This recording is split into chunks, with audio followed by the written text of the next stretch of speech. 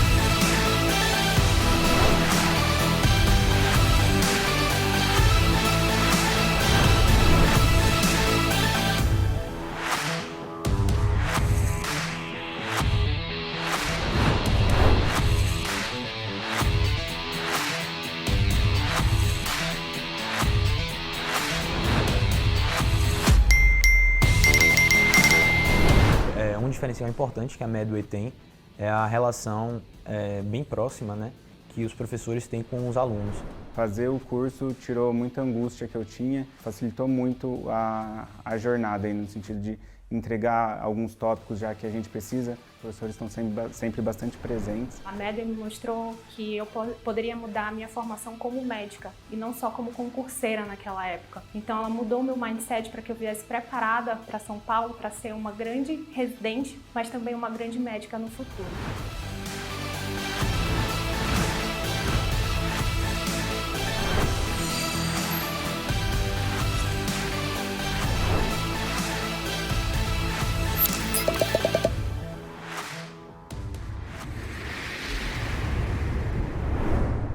Fala pessoal, tudo bem com vocês? Prazer enorme estar aqui na cobertura de provas da Medway. Para quem não me conhece, sou o John, professor de preventiva, e a gente vai junto, chegando essa prova do Enari, dar as nossas apostas de preventiva no Enari. Basicamente, são assuntos que a gente selecionou que, do ponto de vista estatístico, ou então por serem temas muito atípicos em relação ao estudo geral, vale a pena vocês olharem agora, próximo da prova do Enari, que está chegando. De uma forma geral, como que é essa prova na preventiva? Gente, é uma prova que tem 2 anos de aplicação até 2022 e ela está claramente passando por um processo de amadurecimento. O que significa isso? A prova de 2021 ela foi totalmente desmetrificada em relação ao que as provas de preventiva costumam cobrar. Em 2022, ela ganhou corpo, ganhou complexidade e personalidade. Então, eu imagino que em 2023, vocês façam uma prova de preventiva inteligente e muito bem estruturada. Isso é positivo, tá certo?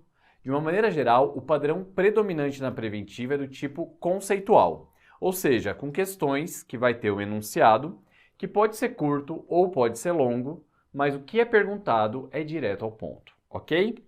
De uma maneira geral, o nível de dificuldade dessa prova é fácil a moderada.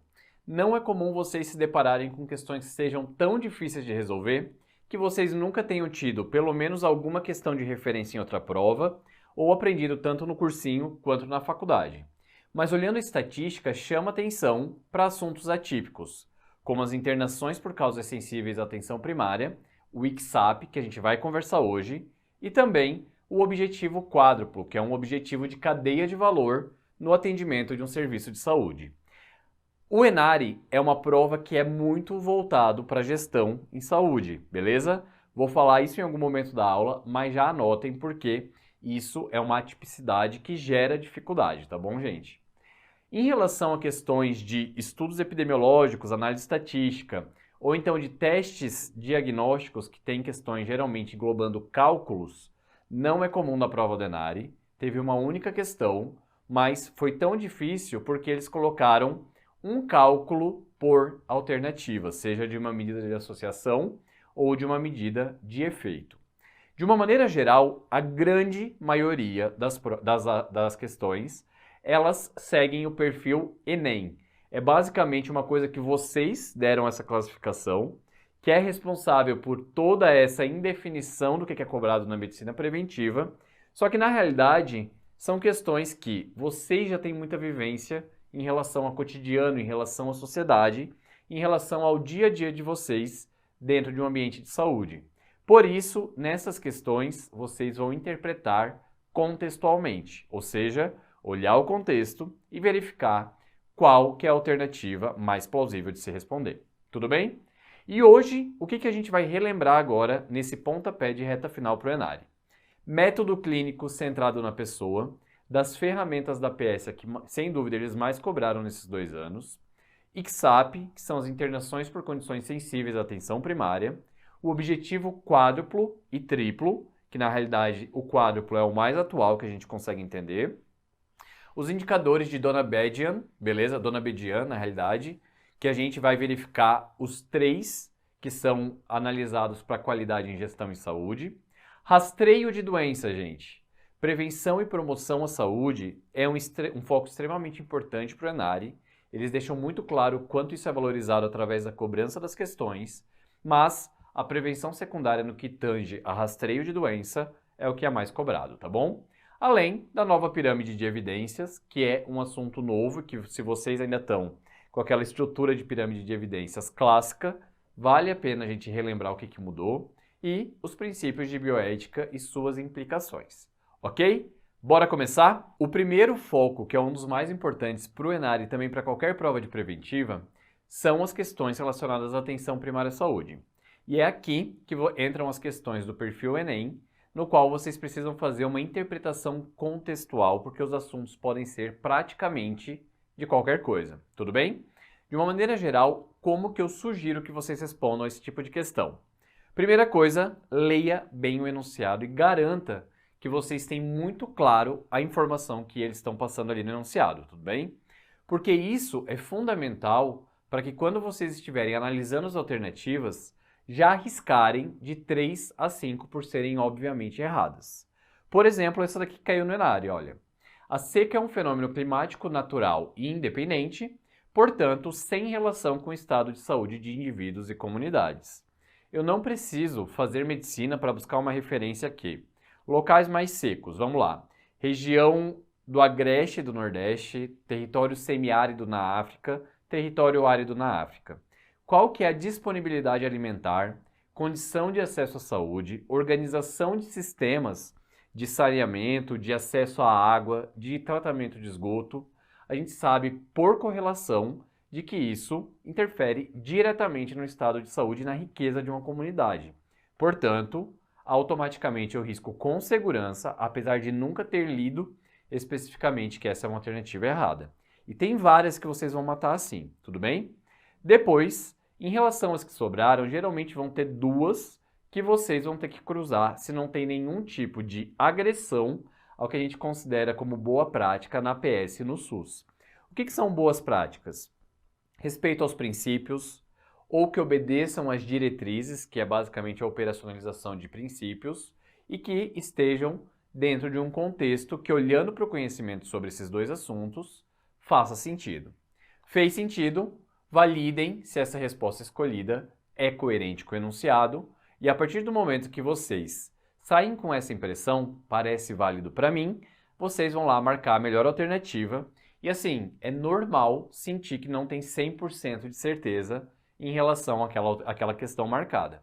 Faz parte, porque a gente espera que a gente valide isso quando tem alguma leitura muito clara, quando tem algum treinamento prévio muito similar, só que nesse caso não vai acontecer, beleza? E vamos andar a despeito disso. Entrando especificamente em conteúdo, o método clínico centrado na pessoa cai de uma maneira bem pronunciada no ENARE. Basicamente, é uma ferramenta clínica para o médico de família e comunidade, principalmente, no qual entendemos que a consulta ela deve suprir as necessidades de dois elos, do médico ou do serviço de saúde implicado e também do paciente. É assim que vai gerar uma consulta assertiva e de valor. De uma maneira geral, a partir do momento que eu olho para os dois lados, tanto as demandas que serão exploradas quanto as condutas que serão atacadas, elas devem ser compartilhadas, negociadas e passadas por um processo de priorização, olhando e contemplando as duas visões, ok? De uma maneira geral, saindo aqui do slide, vocês vão verificar que esse esquema de método clínico centrado na pessoa começa pela primeira etapa, que é explorando a saúde, a doença e a experiência da doença. Aqui, a gente vai olhar tudo que é conceito de saúde para o paciente, o que é conceito de doença para o paciente e como que ele experimenta a doença, que é totalmente diferente para cada tipo de pessoa. Uma pessoa que tem, por exemplo, uma história de câncer de mama da mãe e ela morreu por causa de câncer de mama, muito provavelmente vai se deparar com um nódulo por um autoexame ou por algum exame e vai ficar desesperado, associando diretamente que isso vai ser câncer agora de novo. No caso, se for um profissional da saúde e já palpa, vê características mais benignas desse nódulo, provavelmente já vai se colocar numa rotina muito mais tranquila e sem esperar, sem levantar uma expectativa muito grande dessa consulta médica. Tudo bem? E a partir dessa exploração do contexto da doença e da queixa que leva o paciente ao médico, a gente tem um entendimento integrado e a gente pode depois olhar a pessoa como um todo para validar e entender melhor de onde surgem os conceitos de saúde, doença e experiência na doença. É justamente entender a pessoa como um todo que é o nosso segundo pilar do método clínico centrado na pessoa. Olhando isso que a gente viu no primeiro, olhando a pessoa em si, eu consigo ter um contexto próximo de vida dela. Mas, nessa etapa, além do próximo, eu vejo o amplo. Qual que é a influência do trabalho, da família, da comunidade e de como ela se sente em relação a tudo isso dentro desse contexto próximo que é totalmente influenciado pelo contexto amplo. Sabendo de tudo isso, eu já consigo ter uma análise mais imparcial e integral do que levou essa paciente para o consultório e a gente faz depois uma terceira etapa, a elaboração de um conjunto de manejo de problemas, no qual a gente vai compartilhar de maneira conjunta as decisões a respeito de problemas, quais são as metas que a gente vai enfrentar nessa primeira consulta e qual é o papel e responsabilidade de cada um dos agentes. Leia-se qual que é o papel do serviço de saúde e qual é o papel do paciente. E por fim, tudo isso, a todo momento, é um experimento para a gente intensificar a relação entre pessoas e médico, a relação médico-paciente. Voltando aqui, olhando aqui algumas características específicas de cada etapa do MCCP, ou do método clínico centrado na pessoa, na identificação da doença, experiência da doença e conceito de saúde, a gente tem o CIF, no qual a gente precisa no atendimento abordar quais são os sentimentos que a pessoa tem em relação àquela queixa que ela está trazendo, quais ideias e expectativas que ela já formou na mente e espera ser compartilhado ou solucionado durante essa consulta, e se tem algum tipo de queda funcional. Às vezes não é queda funcional física, não estou conseguindo andar por causa disso. Às vezes é do tipo, doutor, eu não consigo nem comer e nem dormir porque eu acho que é uma doença grave. Tudo bem? Depois, no segundo, a gente leva em conta tudo isso de um contexto mais amplo, lembrando também que é um bom momento para a gente fazer abordagem familiar, principalmente sabendo que a família pode fazer uma relação positiva, muito positiva, ou muito negativa dentro do processo de saúde e doença. A elaboração do plano conjunto é basicamente o que a gente já conversou ali no esquema, mas o ENARE chama atenção para a oportunidade de intensificar a relação médico-paciente. Então presta muita atenção. Por quê?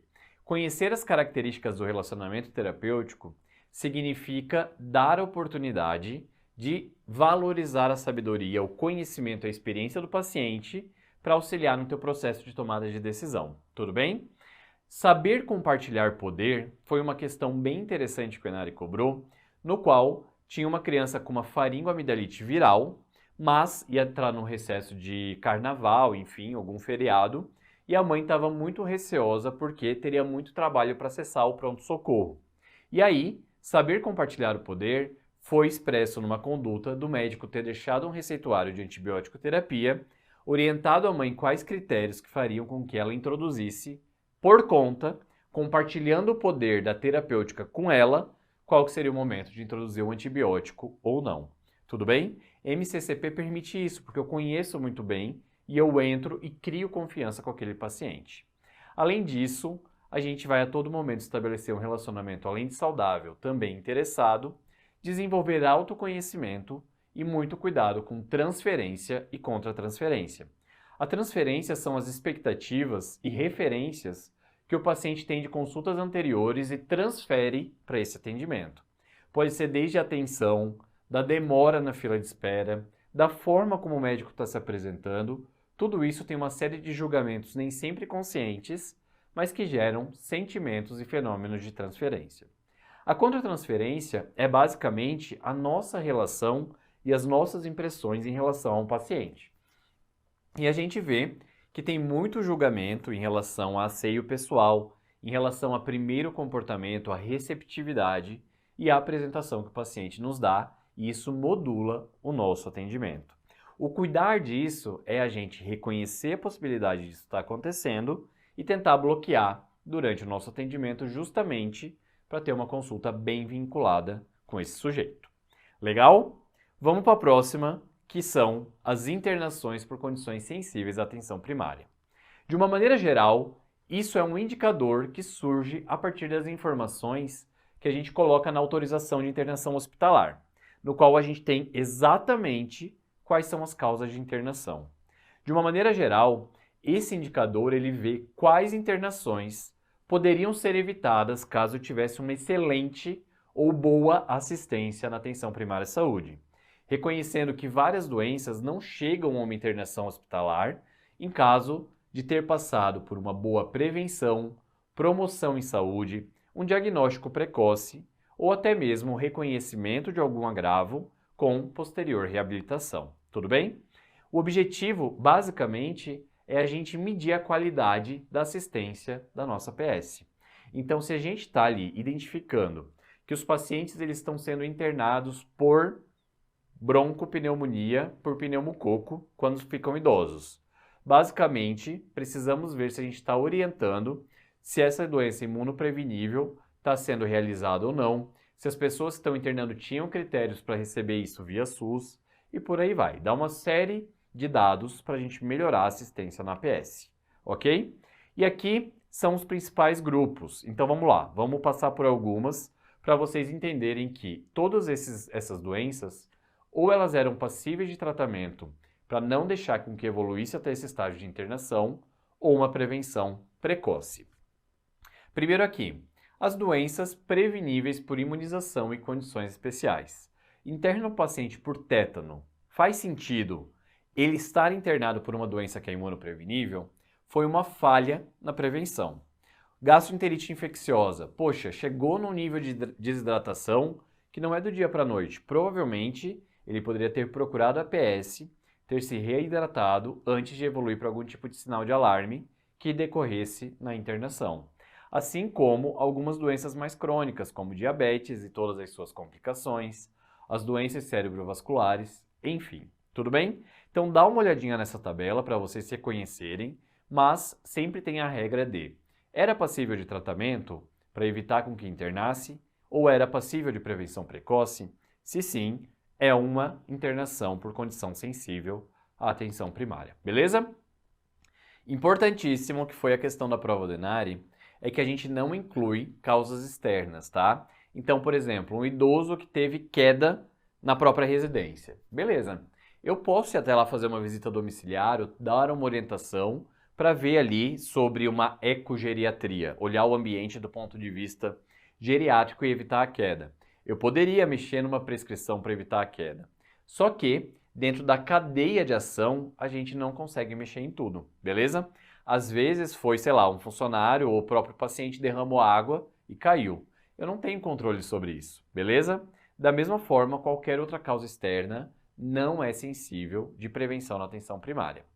Outra coisa que vocês precisam saber é que ele é um indicador reconhecido internacionalmente, mas ele não é padronizado para comparação internacional, porque ele é adaptado para a realidade de cada país, beleza?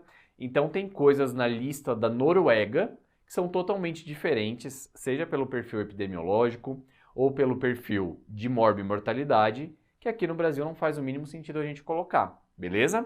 Então, vamos lá.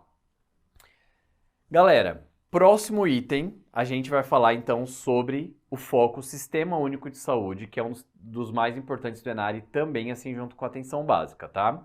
Basicamente, os aspectos históricos vão se sobressair mais do que outras partes do SUS, mais do que lei orgânica, mais do que gestão e financiamento. O que a gente tem visto aqui, aspectos históricos como NOBs, normas operacionais básicas, e modelos de sistema de saúde, bismarckiano, sesmaquiano, sei lá, beveridiano, eles acabam aparecendo aqui em maior frequência, tá bom? Porém, o que chama atenção aqui são os assuntos típicos que eu mencionei para vocês, principalmente voltados à gestão, tudo bem? Então eu começo falando sobre o objetivo quádruplo, beleza? Quadruple Aim. De uma maneira geral, esse daqui é um indicador, é uma proposta feita pelo Instituto de Melhoria da Atenção em Saúde, né, do Cuidado em Saúde, no qual a gente mede o resultado pelo valor gerado e não pelo volume de atendimentos e serviços. O que isso significa?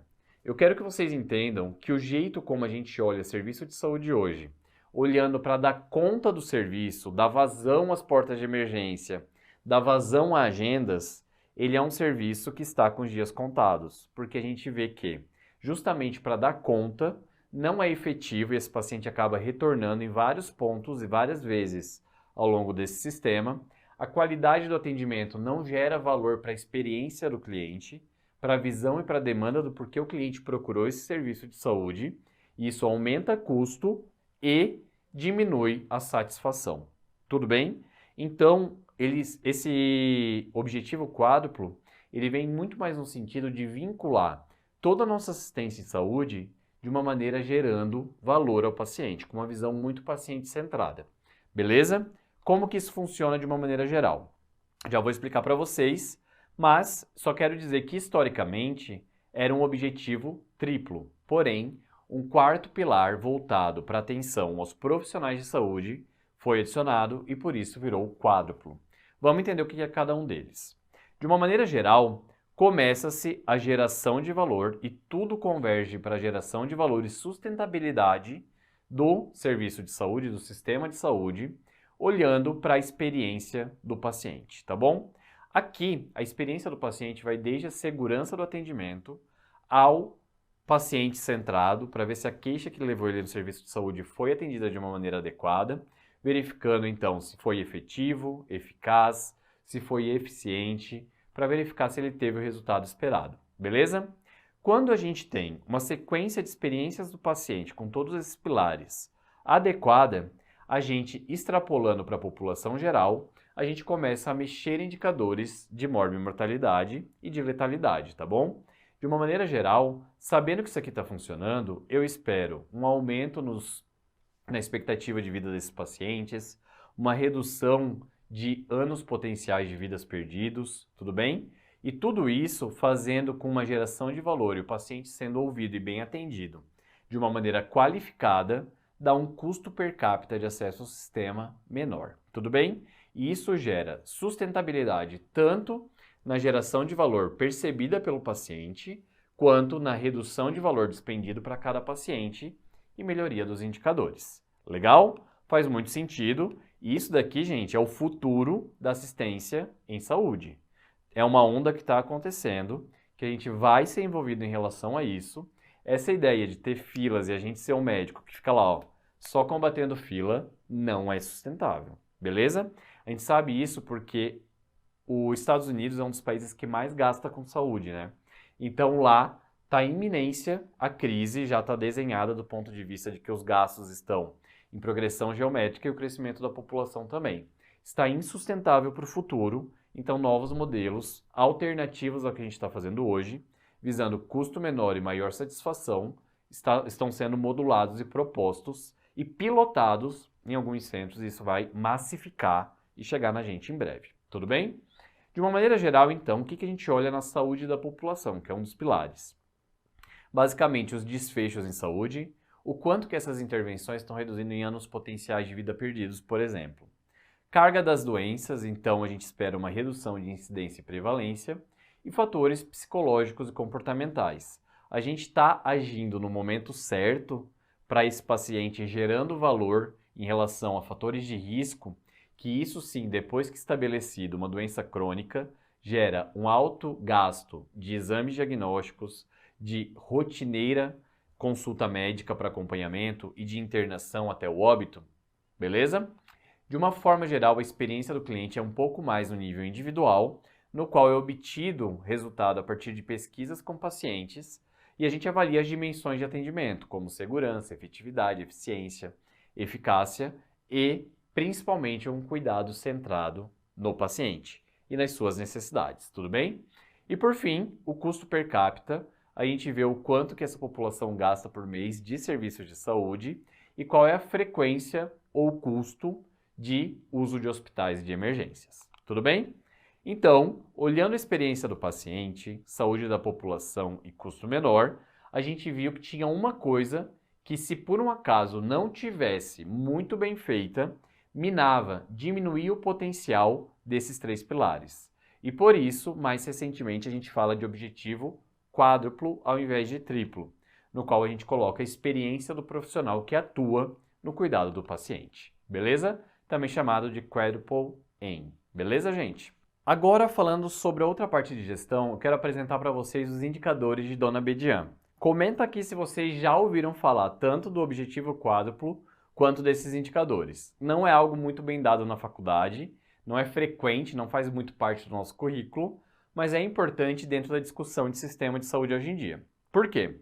Porque Dona Bedian estabeleceu 3 pilares para a gente medir de uma maneira objetiva e averiguar que a nossa qualidade em saúde está saudável, tudo bem? De uma maneira geral, esses 3 pilares se fundamentam em estrutura, processo e resultado. De uma maneira geral, a estrutura diz respeito a condições físicas, humanas e organizacionais em que o cuidado se dá. Basicamente, não adianta eu esperar diminuir as internações por hipertensão se por um acaso eu não tenho médicos e equipe de saúde suficiente para cobrir aquela comunidade, beleza? Da mesma forma, os processos diz respeito à interação entre o cuidado e o paciente. Então, é basicamente a inter-relação entre a prestação de serviços com quem recebe o serviço. Então, por exemplo, quero diminuir lá no final as internações por hipertensão dentro da atenção primária, beleza. Então, eu preciso, além de equipe para poder aferir a PA, eu tenho que ter uma meta de pacientes com hipertensão sendo avaliados a cada 6 meses. Opa, isso daqui é um dos indicadores do Previne Brasil atualmente, que é o nosso programa de financiamento da atenção primária. Então, o Previne Brasil ele é muito pautado nos indicadores de Dona Bedian também. Por isso, chamo atenção em relação a isso, tá? Então, por quê? Porque é nesse processo de segmento que eu vou atingir o resultado final, ok? O resultado em si diz respeito ao estado de saúde ou à satisfação do paciente, tá bom? Então, vê basicamente indicadores que olham esses 2 pilares. Por exemplo, redução da taxa de mortalidade intra-hospitalar, taxa de satisfação do paciente e por aí vai. Vou dar um exemplo para isso ficar mais claro, galera. Vamos lá. Olhando para a estrutura, eu posso ter, então, número de médicos por habitante, que é uma característica de médicos, uma característica de equipe e uma característica de estrutura do tipo pessoal, ok? Os médicos por habitante garantem um processo que é a cobertura de Papa Nicolau naquele território, ou seja, é uma forma de prestação de serviço e de atuação. É o ato de fazer ou não o exame de Papa Nicolau e qualquer outro teste solicitado pelo médico ou pela enfermagem, enfim, também entra na categoria de processos. Diz muito respeito a serviços, isso aqui muito a respeito à possibilidade de executar esses serviços. Se eu tenho possibilidade de executar e executo, eu espero um resultado que eu quero medir. Nesse caso, o resultado é o que o paciente percebe do ponto de vista de satisfação ou de resultado em saúde, tá bom? No caso, se eu tenho médicos que fazem Papa Nicolau, eu consigo verificar o diagnóstico e o tratamento precoce para câncer de colo uterino e eu posso verificar a mortalidade por câncer de colo uterino, beleza? Porque tendo esse teste, eu tenho um resultado que é interpretado por um médico e dá o resultado diagnóstico, e tenho também o tratamento escolhido e executado por ambos, mudando a saúde do paciente. Então, tudo isso interfere no resultado final. Legal? Indicadores de Dona Bedian, estrutura, processo e resultado. Vamos para a próxima. Galera, promoção e prevenção é uma das queridinhas também do Enari, mas, direto ao ponto, vamos falar sobre rastreios. Prevenção secundária no que diz respeito a rastreio de doenças crônicas e neoplasias, tá bom? De uma maneira geral, essas questões têm dois modelos de cobrança. Um é mais conceitual, como caiu 2 anos seguidos o rastreio de câncer de colo uterino, no qual no primeiro foi a única questão no lado da preventiva, porque eles esqueceram de colocar que além da idade, há a necessidade de uma sexarca, ou seja, uma vida sexual ativa iniciada, beleza? Ou pode ser alguma coisa um pouco mais de raciocínio, no qual dá um paciente com determinada idade, com determinadas comorbidades e características, e pergunta quais exames devem ser solicitados a esse paciente dentro de um contexto de APS. Ok? Até o momento, o Enari cobrou recomendações preconizadas pelo Ministério da Saúde, o que é diferente de provas como o Einstein, no qual vocês vão ver Task Force sendo utilizado como o mandatório para recomendação ou não de rastreio de doenças. Por isso, sabendo que o Enari é Ministério da Saúde, a gente vai saber os rastreios para o Ministério da Saúde. Mas antes disso, só lembrando para vocês, rastreios dentro do modelo de prevenção e prevenção é o nosso P2, no qual há doença, só que em estágio subclínico, estágio muito precoce, e o paciente não sente nada, ok? Vamos lá então. Antes de a gente saber exatamente os tipos de rastreio e as recomendações, vale a pena vocês lembrarem que o grau de recomendação dita conduta, beleza?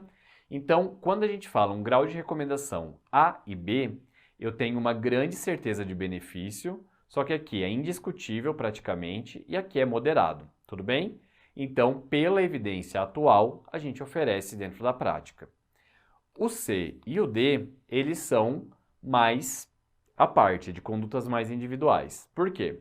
O C, eu não tenho certeza de benefício ou prejuízo.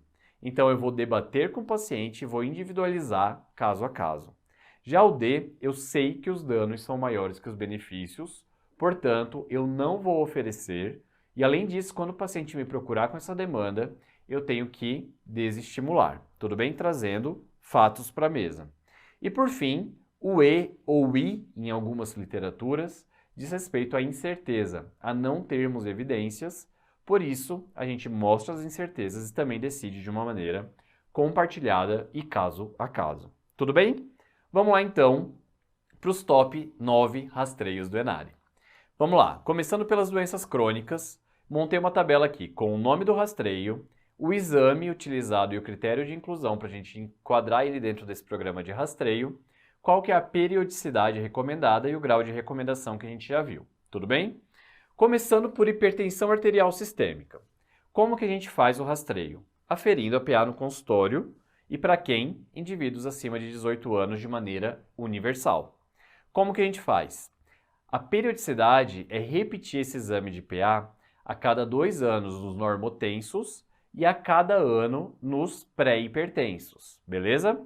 E o grau de recomendação é A. A gente tem que fazer isso nas nossas consultas, beleza? Segundo, dislipidemia.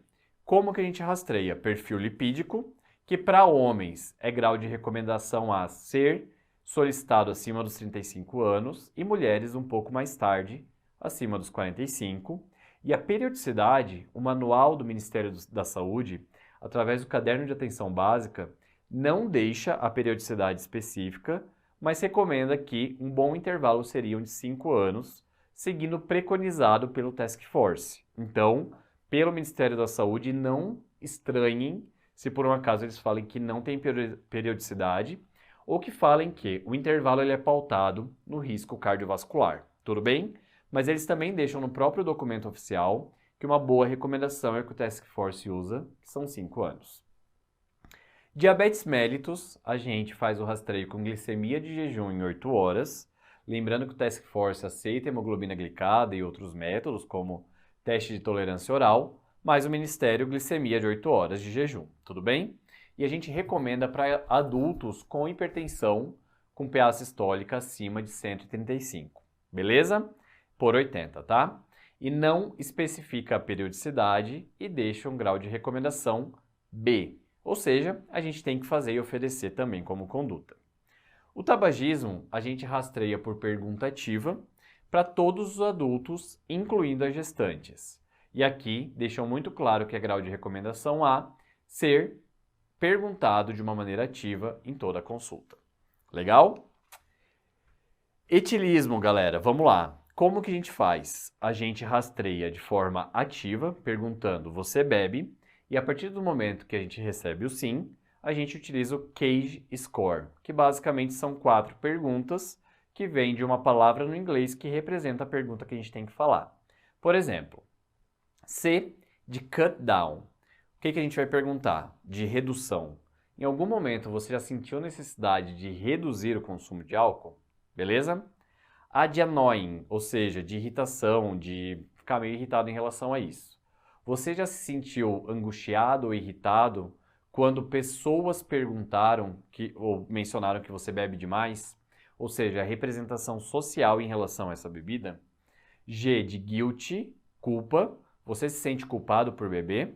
E de eye open, ou seja, você já precisou tomar uma bebida alcoólica pela manhã para pegar o tônus do dia, para pegar no tranco, para se sentir ativo, tudo bem? E de uma maneira geral, eles também não especificam qual que é a periodicidade, mas dizem que para os bebedores aí, sociais, a gente tem que, a cada consulta também perguntar com grau de recomendação B. Beleza, gente? Indo para os cânceres, que são os mais clássicos, né? A gente tem o câncer de mama com grau de recomendação B, indicado através de mamografia para mulheres de 50 a 69 anos, aqui no Brasil, pelo Ministério da Saúde. Lembrando que tem divergência, inclusive, pela própria Sociedade Brasileira de Gineco-Obstetrícia, mas, para essa prova, decorem 50 a 69 anos. E a periodicidade é bienal, ou seja, a cada 2 anos. Cuidado com o termo bianual, que seria 2 vezes em um único ano, ou seja, cada semestre. Beleza? No caso da mamografia, oferecido de maneira bienal, ok? Ah, John, mas aí chegou um paciente que tem um BIRADS 4.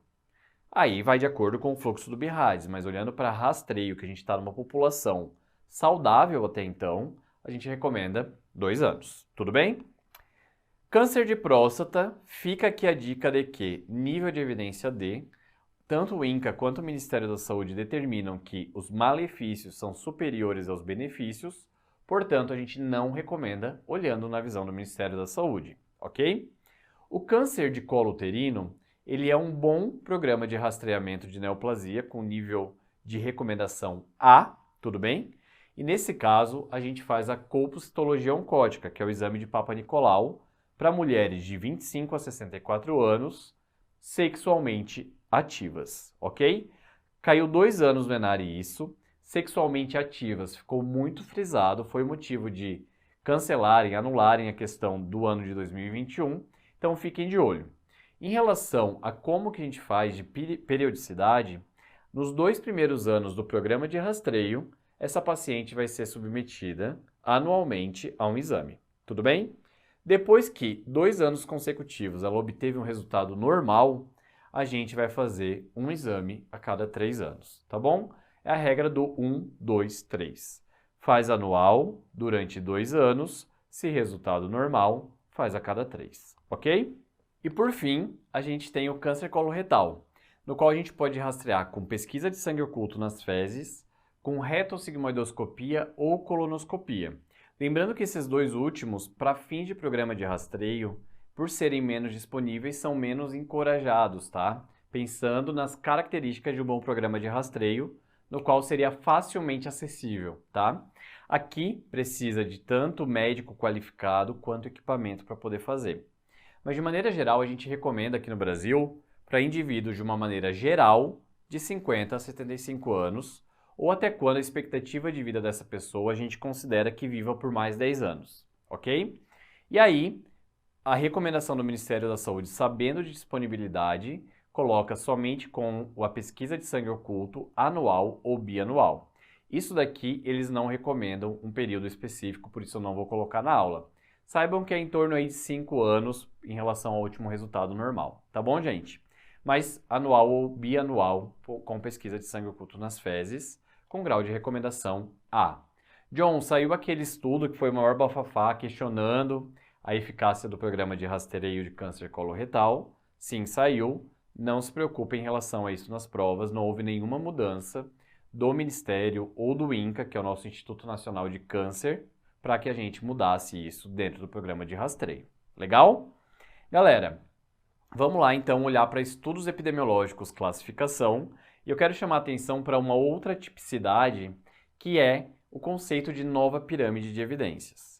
Vocês devem estar muito bem acostumados que o nível de evidência de um estudo, por tipo de delineamento, vai de caso ou série de casos, tá? Até revisão sistemática, sabendo que caso controle é melhor que caso série de casos, coorte é melhor que caso controle e por aí vai. Tudo bem? O que acontece? Atualmente, esta pirâmide clássica ela foi questionada, no qual essas linhas retas não deveriam ser linhas retas, porque a gente sabe que um estudo de coorte muito bem desenhado e executado, ele é superior em relação ao que a gente pode aplicar na prática clínica ou subentender, do que um ensaio clínico mal feito. Tudo bem? Então, essa linha permite que, em alguns momentos, a evidência do estudo de coorte bem executado ela é maior do que a de um ensaio clínico mal executado e cheio de vieses, ok?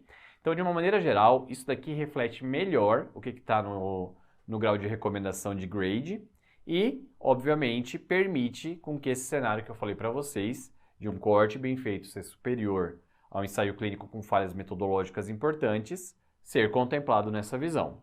Além disso, eles veem que a revisão sistemática ele não é um tipo específico de estudo, mas sim uma lupa no qual a gente usa para analisar os graus de evidência e as informações disponíveis de forma sistematizada para qualquer tipo de estudo, beleza? Então, ele sai da pirâmide para ser uma lente, beleza? E ele vai julgar e classificar toda a qualidade dos estudos que a gente tem mais. Isso faz muito mais sentido do ponto de vista do que a gente já colocava na prática, ok? Mas quero que vocês saibam tanto a estrutura e saibam que a nova pirâmide não é mais uma pirâmide, tá bom? Porque agora ela coloca a representar a metodologia como um importante fator no grau de recomendação e tem essa revisão sistemática como forma de avaliar esses estudos. Aqui no caso do ENARI, eles fizeram uma única pergunta sobre isso e falou qual que é o melhor tipo de estudo para analisar X. A definição do melhor estudo depende do tipo de pergunta que eu quero responder, sabendo que cada estudo tem potenciais e limitações próprias da sua metodologia. Por exemplo, um estudo que eu quero saber qual que é o melhor estudo para saber fator de risco entre monkeypox e homens que fazem sexo com homens. Há realmente fator de risco? Eu não vou pegar de um estudo de caso ou de série de casos, porque é uma limitação muito clara. Eu vou responder melhor isso em alguns estudos que eu tenha a mensuração do risco relativo, por exemplo. E eu vejo uma positividade, maior do que 1, né, desse risco relativo. No caso, poderia ser um estudo de coorte que evidenciasse isso, o próprio ensaio clínico poderia evidenciar isso e por aí vai. Tudo depende do que eu quero responder, ok? Galera, para finalizar essas apostas do ENARI, vou relembrar vocês algumas coisas tanto de conceito quanto de limitação de vocês entenderem esse conceito pensando em princípios de bioética. Na realidade, a gente tem desde 89 os princípios bem definidos, que são autonomia, justiça, beneficência e não maleficência, beleza? Olhando cada um deles, vamos começar por autonomia. De onde surge a ideia de a gente considerar a autonomia como um princípio de bioética? Surge de saber que cada pessoa deve ser valorizada pelos seus saberes de forma incondicional e intrínseca. E eles devem, portanto, ter poder de realizar decisões racionais e suas escolhas morais no que diz respeito ao seu processo de cuidado. Tudo bem? Por isso que um testemunha de Jeová ele pode se recusar a receber algum tipo de hemoterapia durante seu processo de cuidado. Por isso que uma pessoa que está em plena capacidade racional, por exemplo, um idoso que vai receber um diagnóstico de câncer que firma um prognóstico muito reservado, se ele estiver consciente, racionalmente ele tem que ter a oportunidade de saber disso, porque ele tem autonomia sobre as decisões de saúde que vai ter. Então, a gente vai permitir a eles compartilhar essa decisão e exercitar a autodeterminação que eles quiserem em relação ao seu processo. Então, diz aqui que as pessoas de sã consciência devem ter o direito de determinar o que deve ou não ser feito em relação ao seu próprio corpo. Isso daqui é o conceito, mas por que a gente tem dificuldade de exercício? Conflito moral, clássico é testemunha de Jeová, porque a gente sabe que às vezes a recusa por uma hemoterapia de qualquer tipo, seja transfusão de concentrado de hemácias, de plaquetas, enfim, pode levar a um desfecho de óbito ou de complicação e severidade ou a procura por tratamentos alternativos para corrigir aquele insulto inicial. Quando a autonomia da pessoa causa dano a uma outra, também é um problema do tipo, vou ali, tenho autonomia de, sei lá, não vou, estou com uma meningite meningocócica e não vou me internar e ser isolado numa internação. Vou para casa, vou voltar para a comunidade. Só que isso, epidemiologicamente, afeta e põe em risco uma outra condição e uma outra gama de pessoas no contexto social. A partir deste momento no qual este ato prejudica ou causa dano a uma outra pessoa, a autonomia deixa de existir e a gente tem que intervir. Tudo bem? E não se aplica em situações em que as pessoas não têm capacidade de agir autonomamente. O que é isso? Por exemplo, uma pessoa que está entubada, está numa parada cardiorrespiratória e eu não tenho informações nem próprias de familiares, nem validadas e documentadas pelo paciente. Nesse caso, a gente vai aplicar o que é mais plausível para aquele contexto. O segundo princípio da bioética é a não maleficência, que é a obrigação nossa de não causar dano no paciente. Então, não vai matar o paciente, não vai causar dor, não vai prolongar sofrimento, incapacidade ou ofensa. Parece óbvio isso, mas, principalmente nessas infrações que são de menor monta em relação à morte ou causar dor, às vezes, por uma conduta muito ética, ou pouco ética no caso, né, a gente acaba derrapando e vê colegas derrapando a todo momento. Tudo bem?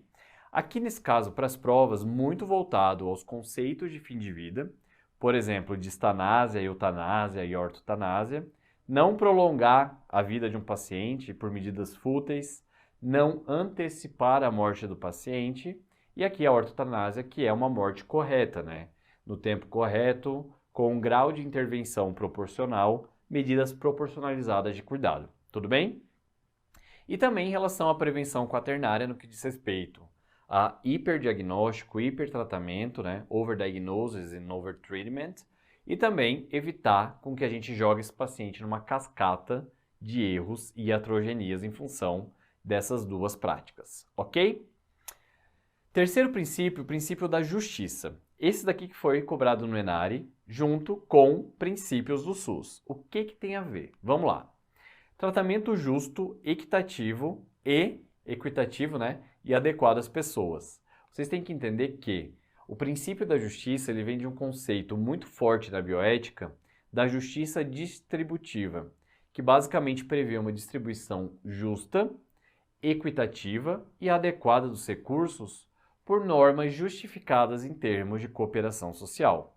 É basicamente tratar com mais recursos as pessoas que precisam mais, olhar o contexto e distribuir esses recursos de uma forma justa, que é exatamente o que embasa o princípio de equidade. Beleza? E foi essa monta que foi feita. Princípio de equidade, princípio bioético, justiça. Por fim, a beneficência, basicamente a nossa obrigação de agir em benefício ao paciente, tá? E aí a gente vai utilizar de regras morais para proteger e defender essas pessoas, de modo assim prevenir danos, reduzir perigo a esse paciente. Ele não é a mesma coisa que não maleficência, porque ele não é só o oposto disso, beleza? Aqui eu quero beneficiar pacientes ativamente e promover o seu bem-estar. Beleza, gente? É isso que eu tinha para vocês olharem com cuidado, olharem com carinho. Às vezes cai o indicador de Dona Bedian de novo, vocês estão na frente dos demais candidatos. Olhem para as atipicidades do ENARE, olhem muito para a interpretação contextual e fiquem bem com isso. Vocês vão acertar essas questões, porque vocês são muito treinados a serem analíticos. E, gente, boa prova, brilhem. Eu sei que o leque de universidades excelentes que o ENARE está promovendo para vocês vai tornar vocês os médicos de excelência que vocês estão sonhando em ser. Um beijo, conta com a gente e arrebentem nessa prova. Valeu!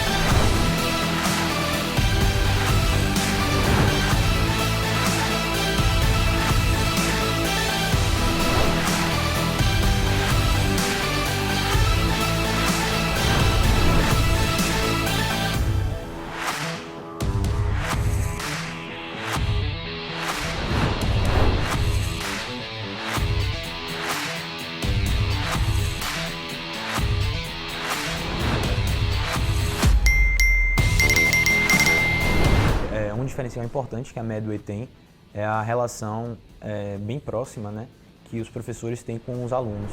Fazer o curso tirou muita angústia que eu tinha, facilitou muito a jornada aí, no sentido de entregar alguns tópicos já que a gente precisa. Os professores estão sempre bastante presentes. A Medway me mostrou que eu poderia mudar a minha formação como médica e não só como concurseira naquela época. Então ela mudou meu mindset para que eu viesse preparada para São Paulo para ser uma grande residente, mas também uma grande médica no futuro.